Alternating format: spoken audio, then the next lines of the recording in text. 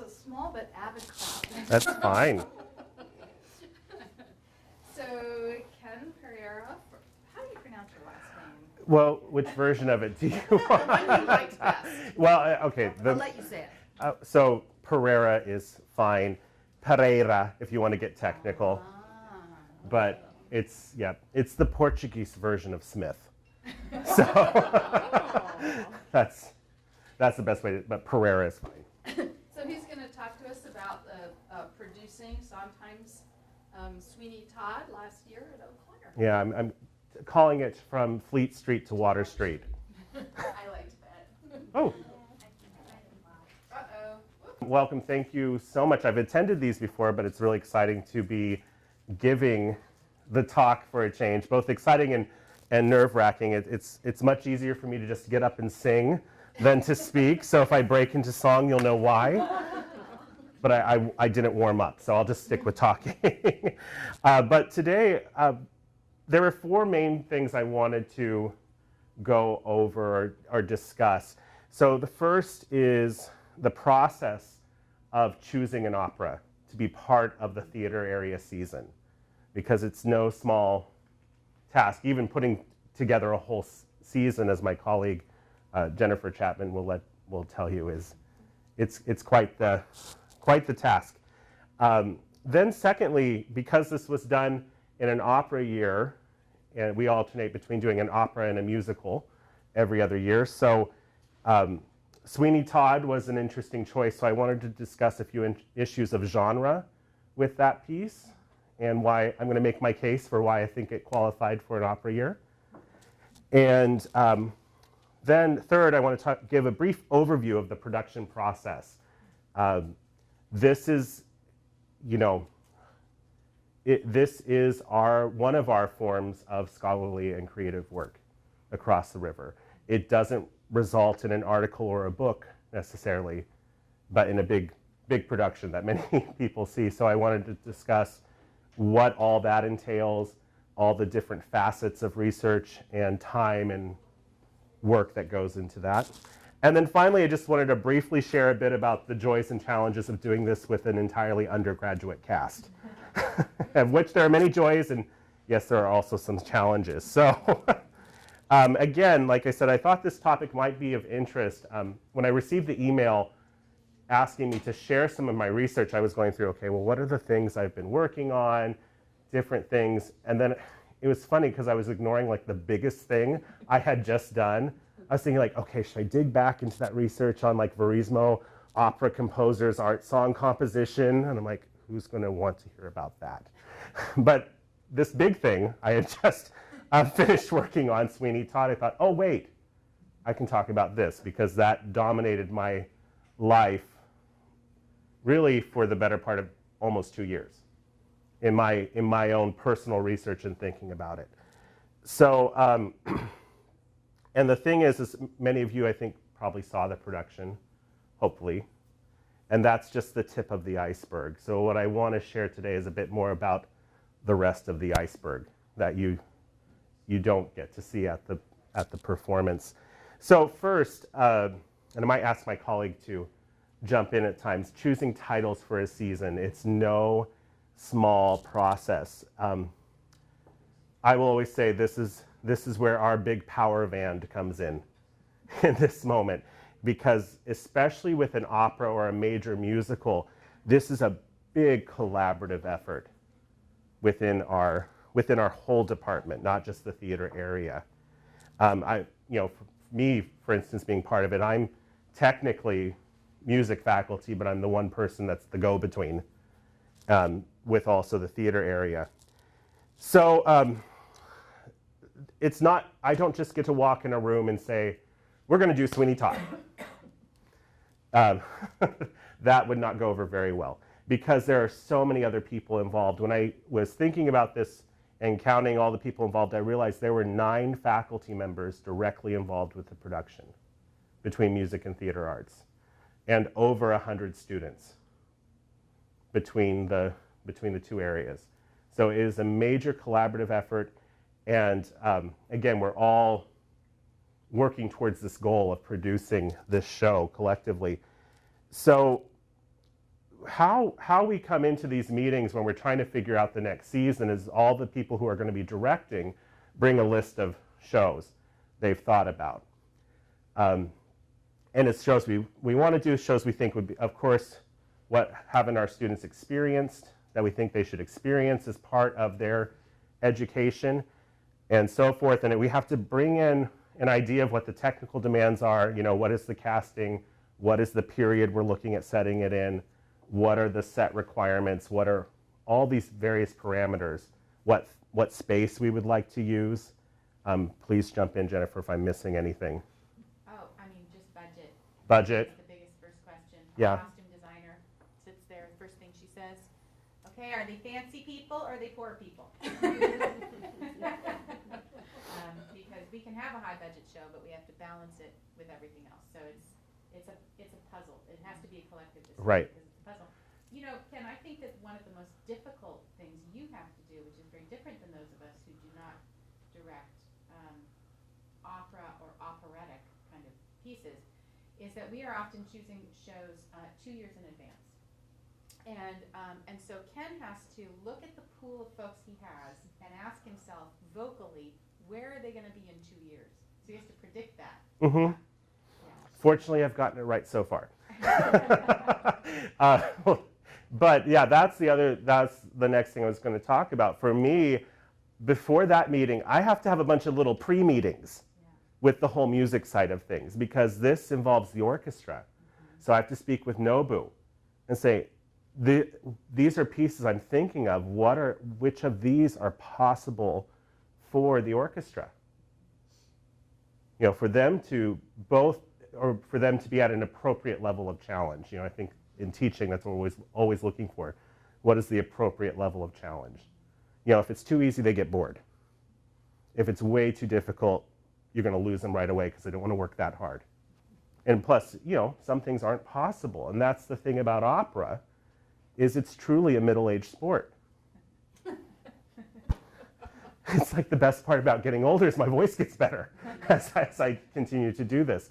And so the repertoire that is appropriate and relevant for undergraduate singers, I mean, there's lots of repertoire, and also things that, let's face it, are also going to sell tickets. It's a rather small body of work, and you don't want to just keep doing the same titles over and over. So these are all things I have to consider. Again, I talked about speaking with Nobu. I also speak with my fellow voice faculty members. That's the main part of my job, is I teach applied voice. And we talk about the students that are around that we're working with. I'm also paying attention to other things that go on. So I'm hearing students from the theater area when they sing, because you ultimately want to find something that has opportunities for all our students to be part of, not just the voice performance majors. So all of these things I'm thinking about and coalescing information and getting feedback, before I go into this meeting with all the other theater faculty and designers. So let me just explain a little bit too why I say opera is a middle-aged sport. That's due largely to the physiological factors of the developing voice. We're all technically in puberty vocally till we're about in our mid-30s. So that is something I have to think about in terms of pieces. As much as I would love to do La Boheme or something like that, the orchestration is much too heavy for the majority of our undergraduate singers. And I do not want them to do damage before their careers even started. So that keeps me looking at typically earlier pieces. It's Mozart and Handel, and where the orchestration's much lighter, when I'm looking at standard operas or things like that. Or I'm looking at lighter works, operettas, things like that. Think like Merry Widow or Gilbert and Sullivan, those types of pieces. So those are main factors in terms of music, where our students are vocally in terms of their development, and also the orchestration. And then, of course, I feel for all of us, the big question is what best serves our students? what best serves our students in this moment. And again, not just the voice performance majors when I'm picking an opera, but students department-wide, students in the orchestra, our technical theater students. And I will say Sweeney Todd ended up being one of the most challenging shows technically I've ever worked on, and that includes the La Boheme where I had 3 turntables I was dealing with as a performer, but not as a director. But it was an incredible technical challenge in this show, and I think that was a great experience for the theater students. It was a huge set, as you saw for those of you who saw the show. So these are other things I'm trying to consider. Also, of course, the workload of my other colleagues, especially when it comes to costumes. Fortunately, Sweeney Todd, oops, it just went again. Figure it out in a moment. Everyone is poor. Only a few people are rich. So we can have lots of rags and nothing has to fit, like Amanda says. Nothing has to fit, everything can look dirty. So I was lucky because most of the time with an opera, it's a larger cast than most of our other shows that we produce. So these are all factors we have to think about. And again, like I mentioned, it's one of the biggest collaborative events in our department with singers, actors, orchestra members, the technical crew working on sets, lights, and costumes, publicity, all these other things. There are so many students involved. So I am trying to think about what is going to serve this diverse population. And as I mentioned earlier, there were 9 faculty directly involved in the show, between myself as the director, our musical director, orchestra conductor, pianist, coach, another pianist coach, our costume designer, our technical director, fight choreographer. So it was truly it takes a village, I should say, for something like a piece this big. And as I mentioned also, over 100 students. So again, like Jennifer was mentioning, we all bring our titles. We try to figure out how can we put this puzzle together that becomes a season and move on from there. Sweeney Todd was at the top of my list, and that's where the discussion ended. We never got to the other operas I had on the list. Everyone went, yeah, I think that works. Fortunately, so that was an fairly easy process, but then I'm grateful they also, since it was such a big show, I know other people probably didn't get to do as big a shows as maybe they wanted to do, but I was grateful for the opportunity. Then that brings me to the subject of genre, because people will go, well, isn't that a musical? And you chose this during an opera year. So this has been a big question that's gone around the intelligentsia of opera and musical theater. Is Sweeney Todd an opera or musical? And my answer is yes. Yes, it's both, in a sense.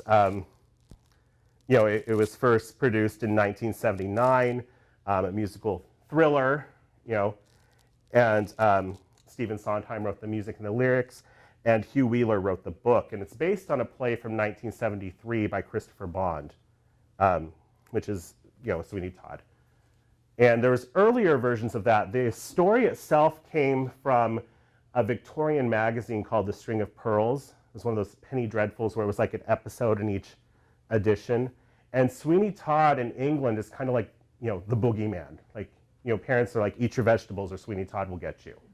So that's the history of the character. And Sondheim first saw the play, and he went back and read all the earlier versions, but found he liked that version of the play best because it gave a purpose, a reason for why Sweeney was doing all these things. Do we all know the basic premise of Sweeney Todd? Maybe not. All right, so the demon barber of Fleet Street. In this version, we meet Sweeney after he has escaped from a prison colony in Australia, has come back to London, where he was wrongfully charged with a crime because the Judge Turpin, was in love with Sweeney Todd's wife. And Sweeney Todd's actual name is Benjamin Barker. So the judge removed Sweeney from the picture so he could become across as the benevolent man to his wife, care for her and their daughter, Joanna. He actually, at a party in his house, as Sweeney finds out, the judge rapes Lucy, his wife, in front of everyone at the party. And she ends up taking arsenic, arsenic. And we're led to believe she's died. Okay, and then the judge takes the daughter, Joanna, as his ward. Sweeney comes back and finds all this out in the very beginning. And he's bent on revenge. You know, he wants to come back, find his wife and his daughter, and move on with his life, but he finds out all this has happened. I'm going to give you the really fast version. So he's bent on revenge. He's very upset. He meets his former neighbor, who has always loved him from afar, Nellie Lovett, who runs a meat pie shop. Together they decide that they get this idea that they're going to start, he's going to kill people and she's going to bake them into pies. I won't give the rest away, but it's pretty great. It's pretty great, a lot of fun. It's a happy, there's a lot of comedy in the show. The movie doesn't portray all the comedy that's in the actual show. So, so let me get back to my discussion about genre, though. So opera or musical, yes. Only 20% of the piece is spoken. Okay, 80% of it is sung, or it has some sort of dialogue that's underscored by music. It's an incredibly symphonic score. It's incredibly complex with all its leitmotifs. I think Wagner, the Ring Cycle, where different musical motives represent different things within the show. Throughout it, Sondheim has woven the theme of the Dies Irae from the Latin Mass. It's incredibly musically complex in that. Much of the singing is operatic. Most of the roles are very operatic in their style of writing, save one, Mrs. Lovett, which I never think really works if an opera singer sings it in an opera way. It just doesn't work. It was originally written for Angela Lansbury. And it was written in a British music hall tradition. You know, she nearly turned down the role because was quite famous by the time this came to her, and Sondheim asked her if she wanted to do it, if she would do it, and she said, well, it's not called Nellie Lovett, it's called Sweeney Todd. I'm not going to be the second banana, was her response. So Sondheim had to audition for her, audition songs for her. And he said, you know, I really want her to be this music hall type character. And Angela Lansbury had grown up in that tradition. And she said, oh no, not music hall, Dottie music hall. And so she created this whole character, then she ran with it. So that role really is not an operatic part, even though it's horribly difficult to sing. The music is incredibly difficult. It's much more difficult to sing than La Boheme in terms of learning it. But all the other characters are extremely operatic in how their voices can be used and in terms of the writing. And I personally feel the piece works best when it's shared. When it's a combination of opera singers and really great musical theater singers. That's when it's at its best. And opera singers who care about text. Because Sondheim, the melody is truly in the text. So that's, I think, given the musical complexity, it certainly works on the operatic stage, and just also given the great, and also the drama. Operas are dramatic, I would say. But the drama and also some of the musical material, the styles, it also works very well in the theater, on the musical theater stage for both. There was something, it was interesting, there's another story. After the premiere, one of the great, I think it was Harold Clurman, one of the great music critics of the time, approached Schuler Chapin, who was a former general manager of the Metropolitan Opera. And actually I have the quote written down. He was asking me, why wasn't this given at the Met? This was so different from anything they had ever seen. And let me tell you what he said. So this is the former general manager of the Metropolitan Opera. and Chapin replied, I would have put it on like a shot if I'd had the opportunity. There would have been screams and yells, but I wouldn't have given a damn because it is an opera, a modern American opera. And that was the reaction to it on the opening night back in 1979. So I think if a former manager, general manager of the Metropolitan Opera says it's an opera, I can do it in an opera season at UWEC. Also that season actually had been given at 6 different opera houses within the country. Even San Francisco Opera had opened their season with it. So, and they mic'd it, which was interesting too, because you start to think about what are the conventions of opera, what makes an opera. Well, generally it's all sung, but Magic Flute has dialogue. Well, generally it's not mic'd. Well, you know, they mic Sweeney Todd at San Francisco Opera. Other modern pieces I've heard have also been mic'd in some, especially if there's a lot of electronics in the orchestration and things like that. It was also given not mic'd at Glimmerglass Opera in upstate New York, to which it actually got very bad reviews for that. And it is fairly heavily orchestrated in parts. And the 2 people singing Sweeney Todd and Mrs. Lovett have humongous voices. These are, you know, Wagnerian singers. So that you think opera and you think of the Viking woman, those kinds of voices, the very loud voice. And they said it didn't work. We didn't get the text. So that was part of my decision then when we did it here. Again, thinking about young voices, was to mic the show, even though it's technically an opera year. But I think it saved them in the long run. It gave them more room for expressive choices as actors in how they dealt with Sondheim's text. And it worked. So that's my, that was my thoughts. That was my reasoning behind miking an opera here. Are you seeing where I'm coming from, though, as far as genre? Hopefully. And what's great is both sides want to claim it. It's not like, oh no, that's a musical. We don't do that. Both sides are equally producing it. It's had 3 or 4 revivals on Broadway since it first premiered. It's more and more seen as a part of opera seasons. Also, that was another reason. The opera landscape is changing. The Lyric Opera of Chicago is doing Jesus Christ Superstar this summer as part of their season. So we are remiss if we're only sending our voice students out only knowing Mozart and Handel and Puccini.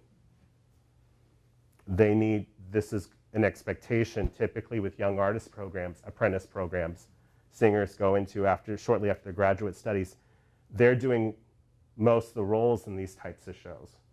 So again, thinking about what's best for the student, looking at the changing landscape of what opera companies are doing and helping them make sure they're prepared for a 21st century career in opera and not a 1950s career, which was the model I came out of, trained in.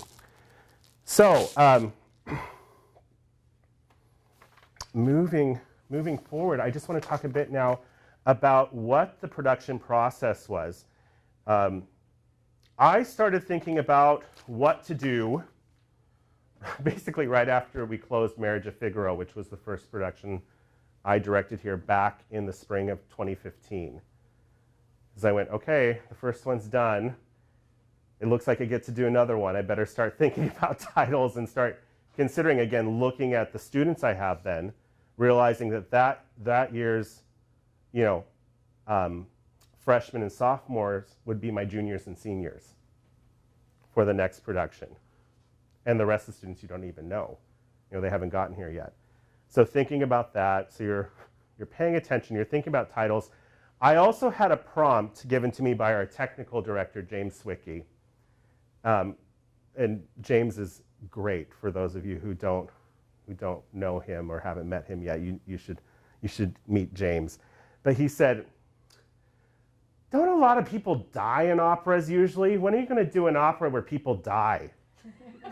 Because Marriage of Figaro, it's a happy ending, ends with this double wedding and people reconciling and all these things. It's very comedic and lighthearted. It has its serious moments, but for the most part, it's a happy piece. And so I thought, okay, well, I can't do like Traviata. I won't have anyone to sing that, you know, or all these other Lucia or these pieces that are just beyond where our students are at this point in their singing career. So I had that in the back of my mind too as I'm thinking. And again, I'm starting to talk to my voice colleagues saying, you know, what are titles you think of, you know, when you think about our group of students. And also I wanted to find something where it wouldn't just be the voice performance kids, that we'd have opportunities, at least through the audition process, for other students to feel like they had a chance, because we weren't doing a piece in a foreign language that was super technically difficult and all those things. And then I was programming my opera workshop class, and I thought, oh, I'm going to do a scene from Sweeney Todd, you know, something. And then I got to working on it and studying the whole piece, because even if you're directing a scene, you're looking at it within the context of the whole show. And I had that, maybe this would work moment. So then start making the rounds. It's a large game of kind of Mother May I, you know, and the big one was, you know, after I just did this full period production of Marriage of Figaro with all these gorgeous Georgian era costumes. Amanda, what do you think about Sweeney Todd? She goes, and again, her response, they're all poor, it doesn't have to fit. I love it. But also she loves the show. She loves the show. And she goes, and if you do that, Pearl is the little girl who comes in Act 2, her youngest daughter.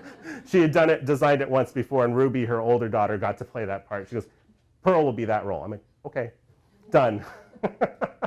So then went back, and then we went through that whole process.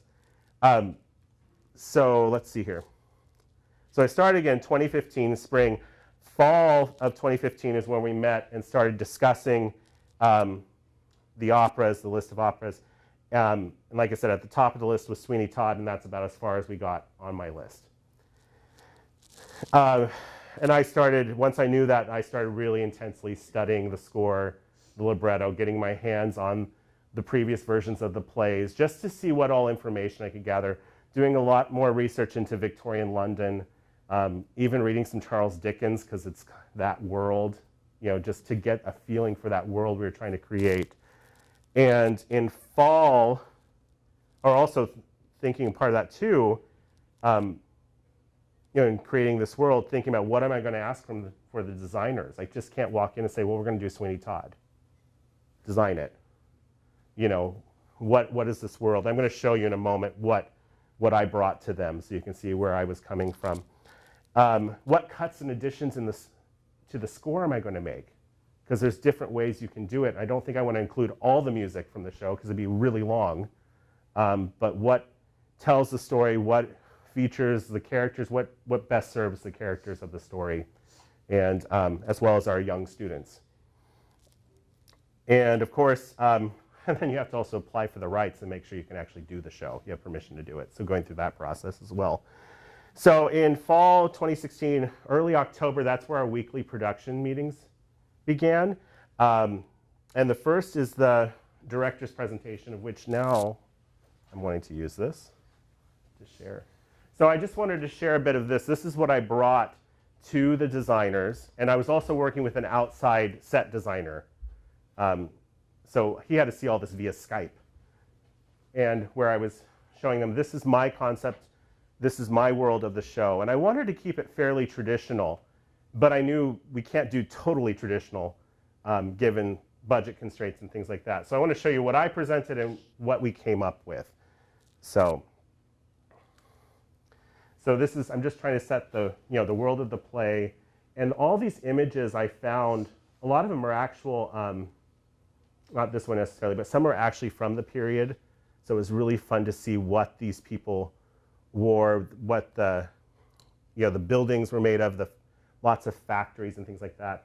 So the action takes place all around Fleet Street, central London, looking at the 19th century, just after the Industrial Revolution, which I think greatly informs the setting of the show. As you can see, there's a lot of locations in this show. So how do we make that work without having a set change for every one of them? Because the show would be an hour longer if we had to wait for all of those. And again, with pictures saying, this is how I'm starting to see the world. This is how I would like to picture this world as we present it on stage. And then I try to touch on every technical area of the show, giving them an idea. So the idea, I was going to a lot with what Hal Prince, the original director, thought, setting it in a factory, because I thought that would allow us to have quick transitions between scenes, keep us to a unit set, so a set that is mainly one piece, to allow for those faster transitions, and we can create this world not through realism, but through suggesting different elements. And like I was saying, a conceptual set is fine, so not having the complete image, but having a lot of architectural references and to the period and location. And I said it was totally fine with me to steal from the original production how the pie shop, the barber shop, parlor and bakehouse worked, because it was brilliant. It was that spinning cube, which one side was a different place, and it kept it moving quickly. So again, here's just more images I saw. I really liked how we got an idea, the metal work and things like that, but it was not complete. And I became fascinated with old windows, I will say, through this process. Here's some more images. Again, this was a picture from the period I thought was interesting, of this balcony way, because I knew I needed a second level on the set. And I loved the windows at the top. So let me know if I'm moving too quickly through these. But I just wanted you to see these were the elements, things I was presenting to the designer, saying, this is how I see this world coming together. And it dramatically changes the mood of every scene. And what combination of colors they're using, and and all those things. That's a study all in itself. That's a great part of the collaboration about this too, is you have a vision, but you're working with other artists who work best when they also have freedom of using their own voice. I'm not trained in costume design or set design or lighting design. I'm a singer, who has directing training as well. So it's for me, I'm a bit more of like, this is the world I see. How do you think we should bring this alive? And what do you see? What are your ideas? As long as we're playing within this general world, I have found if I give them the freedom, unless something comes in, I'm like, ooh, an idea. But it's always a better result than anything I can think of, because they're the ones with the background and the training in helping create this thing. But if I describe, this is what I want, this is close to the result or the feeling I want, or the world I want, it's amazing what you get from designers. And especially if you give them the freedom to play. I'm not going to walk in and say, so-and-so has to be in this color, blah, blah, blah. Some things are like that because the script says it, if it's referred to in the script. But otherwise, it's, as you'll see, I have some pictures from the production I want to share too. It was amazing what they came up with based on this imagery I gave them. So I just said the costuming, I did want to keep it period.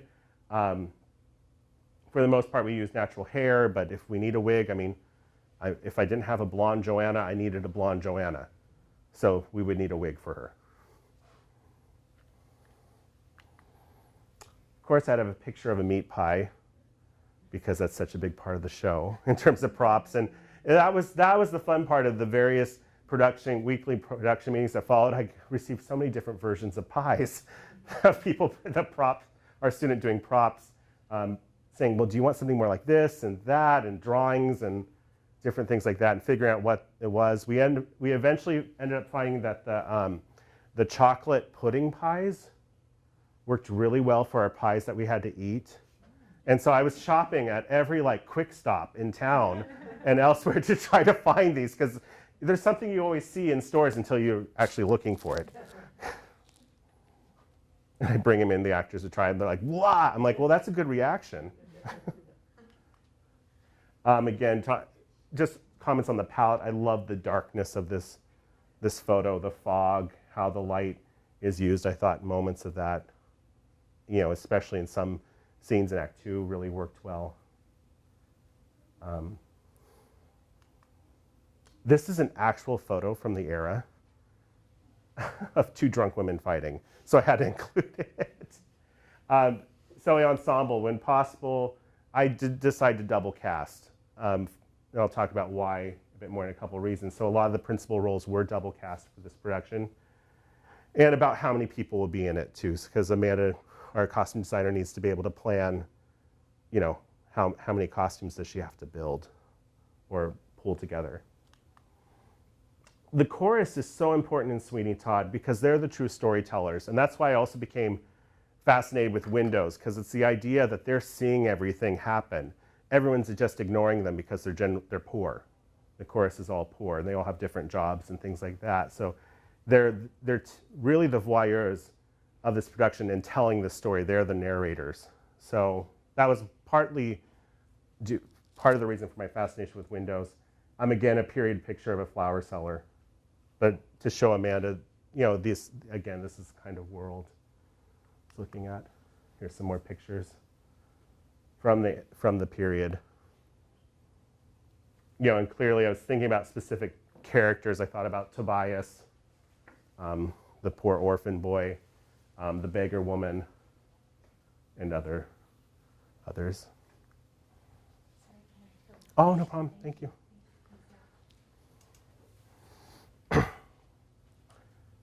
All right, so I'll stop there for a moment. Just quickly go over, I'm running out of time. I was like worried I wouldn't have enough information, but then I get talking about it. So actually a year ago today was our callbacks for the production. The day before, I heard 75 students come and audition. So that was a long 6 hours of listening to a lot of different Sondheim songs and other musical theater songs. So 75 students from across the campus, not just our department, turned out to audition for the show. I called back probably about 45 of them for different parts or for chorus the next day, which was a year ago today. Spent another 3 hours working with them, and you're trying to, at that point, see where people fit best. And also you get to work with them a little bit, so who takes direction? and because it's a very short production time to put this together. And so got it down to a cast of 35, including several roles that were double cast. After that, they all received their scores and they started learning their music. This is one of the most difficult shows musically in the repertoire, so they needed time. And they were told, I mean, we had music rehearsals before the break, but they were told if they didn't come back with it in January, memorized and ready to go, they were out because there wasn't time. We had to be running at that point. So they were given their charge. Like I said, we had coachings, we had music rehearsals, principals and the chorus before the break. And then we started up on January 23rd is when official rehearsals began. And we had 3 music rehearsals, so 3 nights of music rehearsals, 5 nights of blocking rehearsals. And then I had to have the whole show ready and on its feet for the designers to see. So we had to, after 8 rehearsals with this massive show, be ready to do it all with double cast, with both casts. So it was fast and furious. The rehearsal process during the week for this was 20 and a half hours a week. So in addition to all my teaching I normally do. So, of which teaching applied voice lessons, you, rather than teach 50 minutes for 1 credit, you teach 90 minutes for 1 credit. So that's a whole other story. But so Sunday through Thursday, we rehearsed 6:30 to 10 in the evening, and Fridays we rehearsed 4 to 7 for the next several weeks. And then Tech Week is Tech Week. You're there all the time. So then, again, we had the designer run. That's where the designers see the show. That's where Amanda will say, well, no, that person can't do a double backflip in the costume we have for them. So you need to redo that. I didn't have anyone doing double backflips, but if I did, that's what she would have said. You know, they're also seeing where I'm putting people on stage as they're doing their lighting plot, those things like that. Again, I was working with an outside set designer and outside lighting designer. So this all had to be videoed and sent to them for them to review and come back. And so it was that was the other big part of the process, working with designers who aren't here. And then we rehearse everything too. We're not rehearsing on the stage or on the set. That's being built. And we rehearsed in the dance studio on tape. You know, had things taped out for us, which was 1/3 smaller than what it was going to actually be. So we had one rehearsal in Gantner before tech. I had one rehearsal to get them on the stage and go, oh my God, I hope everything works, where I had people positioned. Fortunately, it did.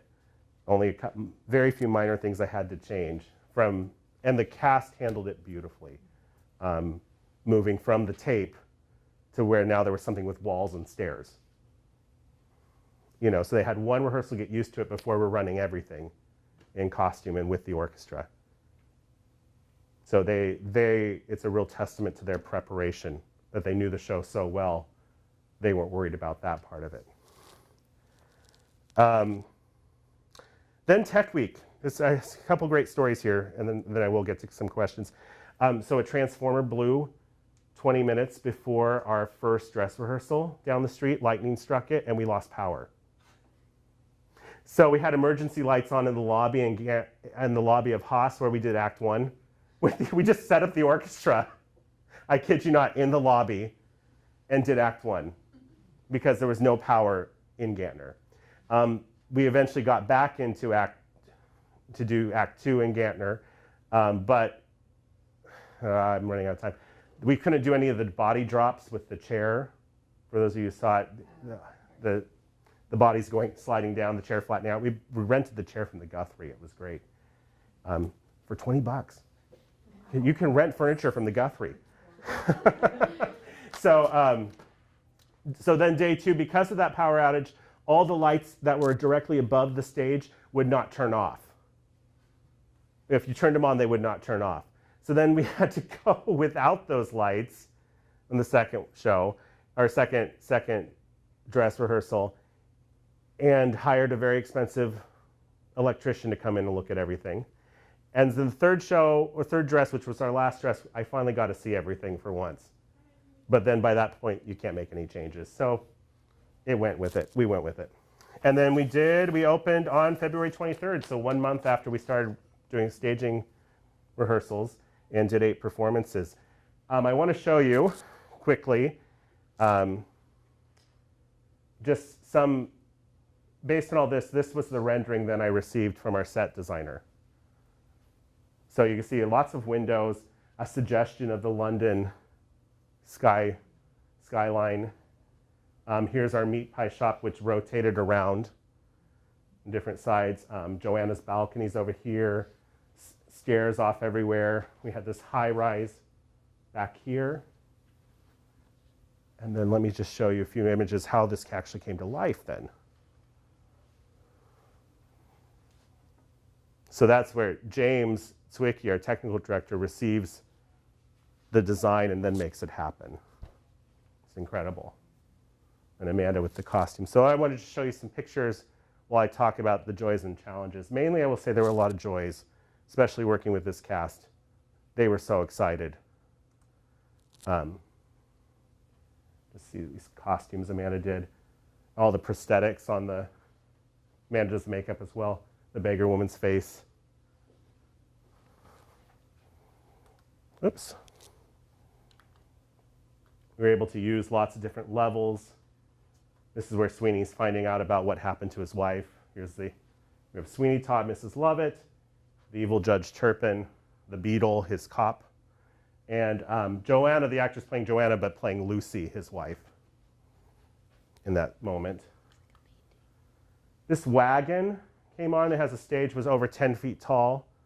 It was a lot of rehearsal to get it on stage in a 3-point turn, not a 32-point turn. It was quite the contraption. Again, just how we use the space, different sides of the pie shop, the different levels, because there's just multiple stories going on. Some fun images of our Sweeney and Mrs. Lovett, or one of them. We had 2 sets. Top of Act 2. Mrs. Lovett's fancy gown, now that she's making all sorts of money selling pies made out of people. This is one of my touches, our slow motion fight at one moment. As you can see, there's her elbow. You can see the result.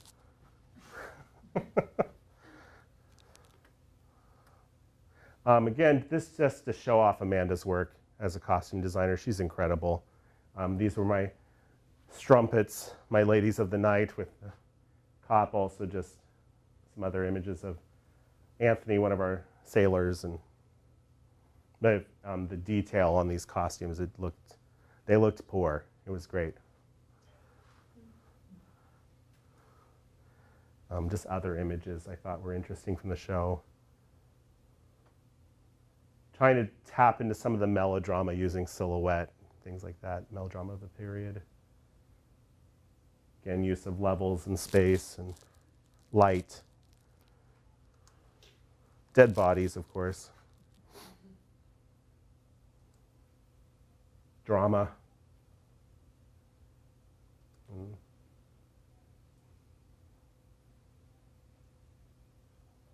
And again, how the lighting designer realized things was just incredible. So, I'm sorry I went over time, but are there any questions?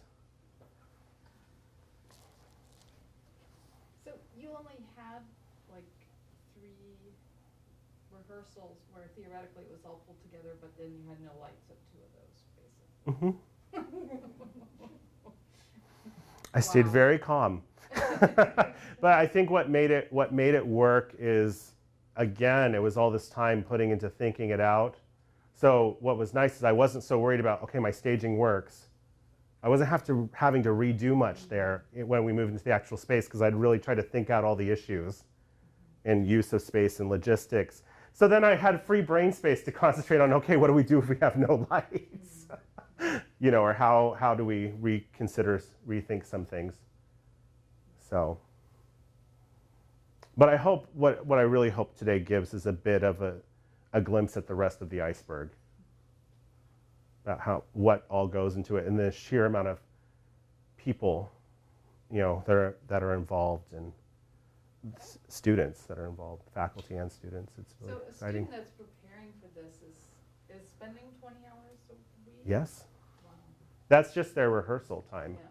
That we're in rehearsal. I mean, I try to be very considerate with their schedules. I know this is not the only thing they're doing. This is also why I double cast. I might not call everyone every night. I had a pretty specific plan. This is what I'm going to work on. I'm only going to use these people. So they might not be at all 20 and a half hours. But towards the end they are, when you're starting to run the full show. Also, though, knowing they have other singing they have to do, that was part of the reason for double casting, to save their voices so they're not singing on it all day. As I'm first and foremost a voice teacher, and I care about vocal health, so that was all part of the consideration and being thoughtful about it as well. Plus, they still have exams. You know, that's the thing. We just finished another show, and we come out of it, and this is the same period for this show, or for Sweeney Todd. They come out of it, and they're in midterms after spending all that time. So doing your best to be considerate of that. But this is so important, especially for our students who want to go on in this field or want to teach. So, could you explain what melody and text means? Sure. So melody is the notes, the pitches that make up a song. For instance, Sweeney Todd, there was a barber and his wife, and she was beautiful. So that da da da da da da da da dee dee da dee da da. That's the melody, and the text is just the lyrics, the words. Okay. So yeah, Sondheim, you have to pay special attention to the sounds of the words, the various phonemes of each, because all those consonants and things are there for a reason with Sondheim. He loves words, loves puzzles, and his text and songs, those are incredibly intricately crafted. And so it was a good amount of time spending with the students just helping them delve into the text. And so they knew exactly what they were saying and had a point of view about it as a character at any given moment, which is the challenge. And then the melody is tricky. Doesn't necessarily always go where you want it to go in Sondheim. But when it's right, it's so cool. It's incredible. Do the students take this as a class, or is this completely? Yes, they do. They do enroll in a 1-credit class. Okay. Yeah, they do enroll, and all the students involved are somehow enrolled. How do you decide if it's you said you worked with an outside designer? Mm-hmm. How do you decide whether it's an outside or an inside or? Well, we don't have an inside designer. We lost that position. Oh. So it's been a challenge now for over 2 seasons. Each one of our shows, we're having to do work with an outside designer, and it's great. Wonderful designers come, but they're just here to design a show. They're not here to teach any classes connected to design. So it's been a real challenge for our curriculum. And I have another question. What happens Sure. with all the sets when? Gets torn down. Yeah, okay, yeah. Yeah, sometimes some things are saved if they can reuse them, different platforms and things like that. But like all our glass walls are gone. What proportion of the cast were department majors of one sort or another versus? Most were, but that being said, I had 2 business majors in leading roles. So my Beggar Woman and my Tobias were both music minors, but business majors. And we had computer science major in the chorus, nursing major in the chorus. So students from all over campus were involved. That's great. Yeah.